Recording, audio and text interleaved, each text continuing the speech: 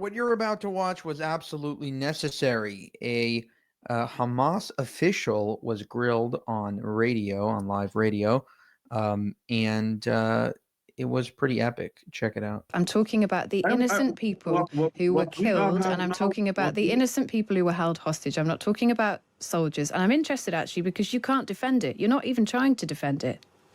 Okay, again, I said it. No one, no, there's no right or no rationale to capture any innocent civilians from both parties. But again, we have offered a hand for peace and settlement of this conversation for 30 years. What is the response? More killing of our people, more annexation of our land, more humiliation of our holy places, and we have no choice than to fight back. Now, there are 59 people who were taken hostage by Hamas who are... Oh, I feel so bad for you. Oh, you just had to commit October 7th. You just had to. It wasn't your fault. This guy is like living in a bizarre world. Still being held in Gaza, although how many are alive is not clear. The hope is that they might be released, or their bodies might be released as part of an extension of a truce which ended on March the 1st. But that does seem a long way off, with the US saying that Hamas is making entirely impractical demands at meetings in Qatar. And without a truce, the situation is grim. UNICEF say that 1 million children are struggling to survive, with hundreds of thousands lacking clean water and sanitation. Well, Dr. Bassem Naim is a senior Hamas official and joins us on the line now. Good morning. Good morning. What is the cause of the current delay in agreeing a ceasefire deal? Unfortunately, we have already signed a ceasefire deal on January 17th.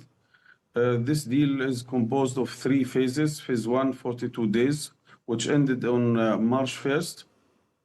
And then we have to be engaged in the negotiations of the second phase at the day 16 of the first phase. Unfortunately, the Israelis, they have refused until now to go for the negotiations of the second phase, and they have unfortunately sabotaged the deal, which has been signed again in January under the auspices of the 3 mediators, the Qataris, the Egyptians, and the United States, and they are now seeking for the negotiations of a new deal under totally different conditions. And I think we have said it many times, we are committed to the deal we have signed.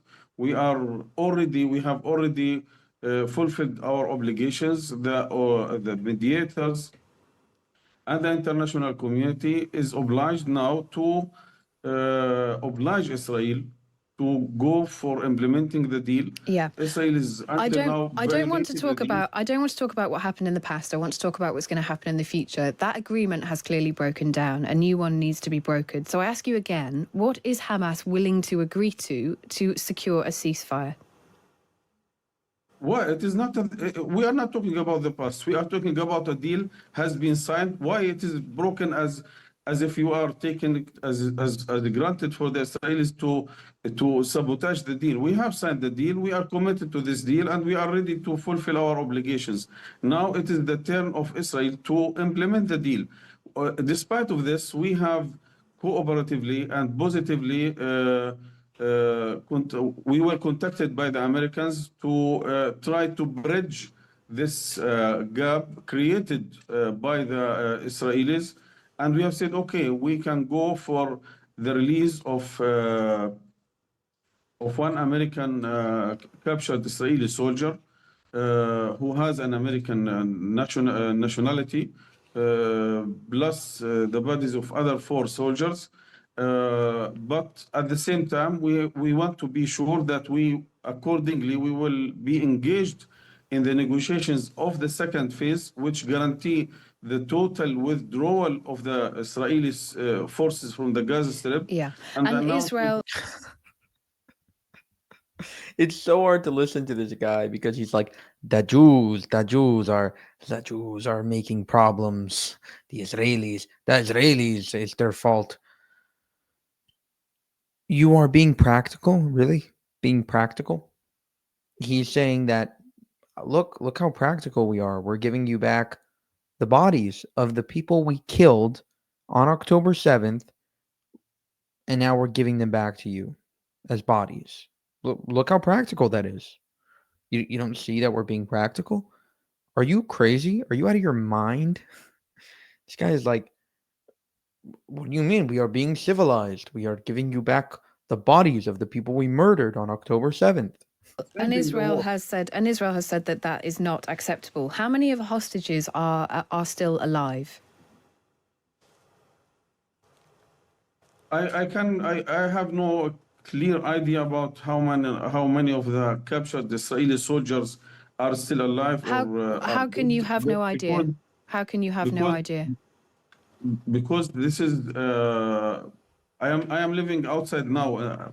Temporarily, I am living outside the country, and these informations are taken from the people who are in the field, because these captured Israelis are in different areas under very strict security conditions with different groups.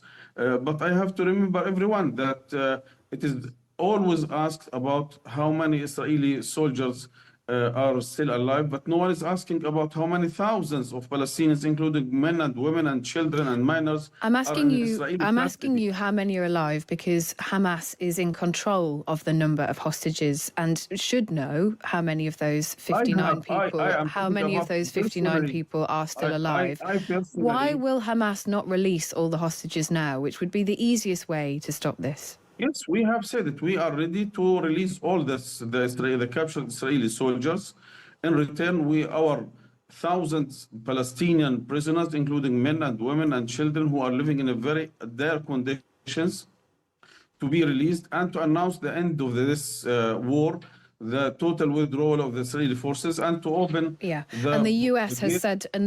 said, that those demands are clearly impractical, and they are not something that the Israelis or the US is willing to agree to in terms of a ceasefire deal. I want to ask you about. I want to ask you specifically. No, I want to ask you specifically about the treatment of hostages.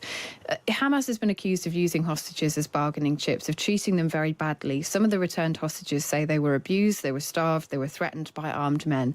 What is the justification for treating people like this? I think there's no justification for capturing any innocent civilian by any party. But I think we have Palestinians. We have offered the hand for peace and settlement of this conflict for 30 years. What happened during these 30 years? Thousands of Palestinians, women and children and men were captured, kidnapped from their homes by the Israelis, and we have no choice to get our kidnapped Palestinian civilians back. And that's not what This is the October the only way. 7th was. October the But 7th was a terror attack on innocent people, many of whom were killed, were abused, were tortured, and were then taken hostage. That is not what that was. you consider it as Many people were disgusted at the scenes of the last hostage release. The caskets of those who had you died were displayed on a stage. Behind them was a banner with an anti-Semitic image of Israel's prime minister. There were many other sort of elements to that release that were staged. There were people taking photos. There were people cheering. Why did Hamas do that? Again, you consider it as a terrorist attack.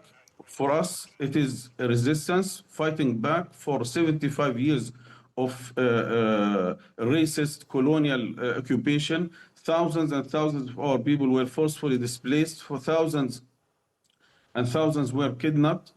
We have denied the basics. Now, Israel is committing a war crime by closing the doors so that Palestinians can get their basic needs, which And I'm is the asking fundamental. you, You look like you're getting your basic needs, sir. The Hamas leader is like massive 250 pounds. And he's like, they are not getting their basic needs. Maybe you can ship them like your hotel food, your room service. I'm sure you're well fed. I'm certain. And if you can make sure yourself are well fed, maybe you can help out the Gazans. Like this guy is like, oh, the Israelis are not taking care of other people. Where the hell are you? What is even going on? And I'm asking you a question about what Hamas chose to do with the last hostage release. You claim to want to end this. You claim to want a ceasefire. And yet Hamas paraded caskets of people who had been taken hostage, children who had been taken hostage, in front of photographs of those murdered hostages. There were, words and pictures there that were anti-Semitic. And I ask you again, why did Hamas do that? Again, I told you again. It is not about a terrorist attack, as you said. It is people who are fighting for their freedom and dignity, who are looking for their independence. Do you think that gave those killed children dignity? Do you think that's what that was? Which children? Palestinian children, you mean, or Palestinian women, or which children? The children who were in those caskets at the last hostage release, when Hamas decided to parade them and take photos of them with banners and anti-Semitic images, do you think that was giving them dignity? I think if you read all the reports of the UN and independent bodies, you can clearly see where innocent people are dealt with in an inhuman and racist way. I think you have seen spontaneous photos and pictures of released, captured Israeli soldiers who are shaking hands with their... I'm not talking about Israeli soldiers. I'm not talking about Israeli soldiers. I'm talking about the innocent people who were killed, and I'm talking about the innocent people who were held hostage. I'm not talking about soldiers. And I'm interested, actually, because you can't defend it. You're not even trying to defend it. Okay, again, I said it. No one, there's no right or no rationale to capture any innocent civilians from both parties. But again, we have offered a hand for peace and settlement of this conversation for 30 years. What is the response? More killing of our people, more annexation of our land, more humiliation of our holy places, and we have no choice than to fight back. Therefore, October 7th is a response to 76 years of racist colonial oppression. October 7th was a terror attack that targeted innocent women, children, and many other people. I want to ask you finally, because we are running out of time, what is your response to President Donald Trump, the new American president? He's been very vocal about Gaza. He says he wants to seize it, he wants to remove people from it, and he wants to redevelop it. What is your response to Donald Trump? I hope I can hear your response if someone say I am going to seize London and to expel forcefully the people of London or Manchester, of any city, out of for any purpose. I think we are living in our homeland. We are living in our cities. This is our land. It is our fundamental right to have our independent state, self-sovereign state, to have all the right of returning back to our homes and cities where we were forcefully displaced from since 1948. I think this is rejected, this is condemned, this is inhuman, this is against international law, and this is simply a war crime against humanity. This is an ethnic cleansing. Dr. Bassem Naim, senior Hamas official, thank you for joining us on the programme today. Okay, what's so interesting about that is... First of all, why are we thanking the Hamas official? Why are we having him on? Like, I don't know. It seems like these people are pro-Israel, but I guess actually it's probably good. To be honest, a lot of people say I support Israel only because of the fact that the other side is so unbelievably bad. Like, a lot of people tell me, like, oh, Israel is good or bad at PR. I'm like, forget about whether Israel is good or bad at PR. They are just, I wouldn't say bad. They're just so outrageously evil. And so that attracts some people. But for people that are not, the average person, see a little bit past their own asshole, like just like a little bit past their own, like their glasses, people that can actually use critical thinking. Like, for example, Hamas says, we treated the hostages fairly, and they'll release like a propaganda video.